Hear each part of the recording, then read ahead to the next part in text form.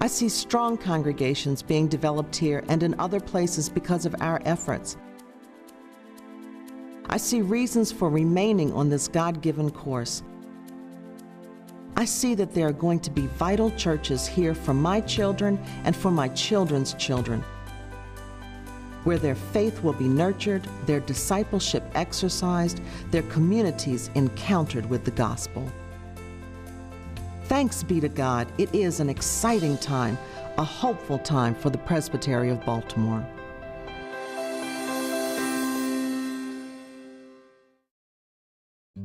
This is an exciting time in the Baltimore Presbytery. Recently, the elders, both teaching and ruling, reaffirmed their commitment to this shared ministry, which focuses on supporting congregations. So our three areas of sharing ministry would be in ministry groups, in advocacy, and in mission partnership.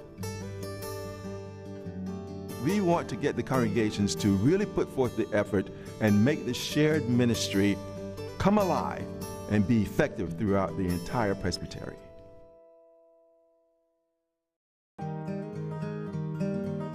This is a really significant moment in the life of our presbytery. In fact, it's kind of a significant moment in the life of our denomination. Everybody knows where the statistics are going. But here in our presbytery, we have very purposely made a choice. And we've made a choice that the presbytery doesn't exist for the presbytery's sake, but the presbytery exists to resource its member congregations. We formed the ministry group so that each region's leaders could be empowered, equipped, and entrusted to carry forth the work that God's called us to do. Primarily, ministry groups are really about building relationships. It's founded on the foundation that each church has a relationship with God, each person does, but that we also need to be in relationship one with another. Ministry groups have taken a bit to get going, but important things do take time to develop, and that's been the case with ministry groups. One of the best opportunities that's available now through the ministry groups is an organization called New Beginnings, in which we have people who are coming from the presbytery and other variety of experts who will sit down with individual congregations to actually discover the vision and the mission and to find out what is the best way to focus in and to do the work that we're called to do within our communities. That offers an opportunity to stop and to say perhaps we need to revamp or to brush up or sometimes entirely to toss out the missions that we've held so dear. There's no longer the sense that Presbytery is telling you what to do, but now Presbytery is assisting in helping us to discover what it is that we are equipped and what we want to do.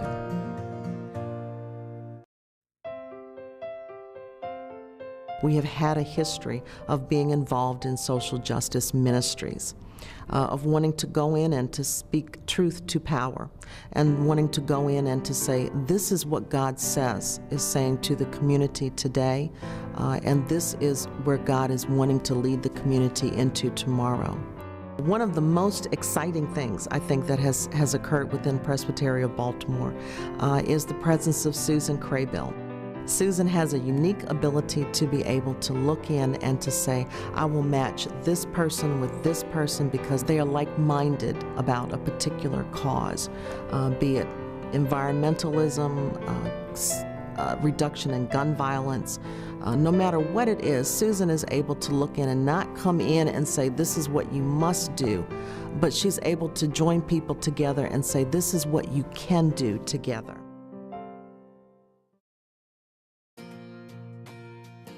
The mission partnerships are an incredible opportunity for members of congregations to come outside of their comfort zone in a way that God is giving us this opportunity. It's part of the plan that I see for all of us to be a part of the larger world.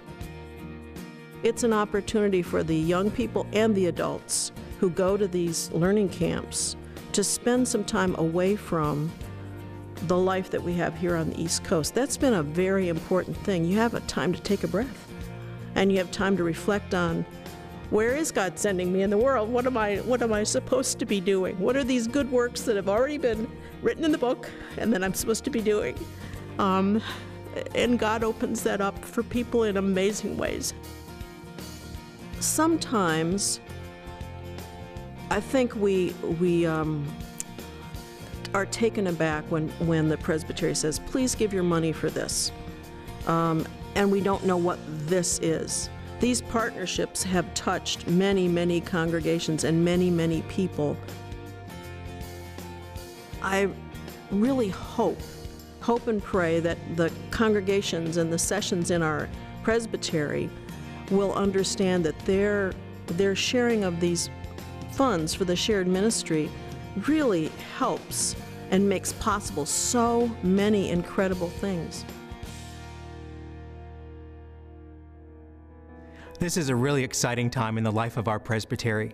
It's a challenging time too, but it is an exciting time in a very good way. We are challenged by God to do this work together. I challenge you to pray for those that you serve with on your session. Pray for your congregation. Pray for the ministry group of which you are part, and pray for the presbytery too. And know that there are many of us who are praying for you and the great work that God is doing through you. We also ask that you give 2% of the money that has been given to you as a congregation to the presbytery for shared ministry. That 2% goes to fund ministry groups, for advocacy, for mission partnerships, and truly does change and impact lives. So please give. We need that 2%. We need to be praying for each other. And I want to take this moment just to say thank you. Thank you for your many gifts. Thank you for sharing with other congregations. Thank you for the work that you are doing. We thank God for you. You are the gift.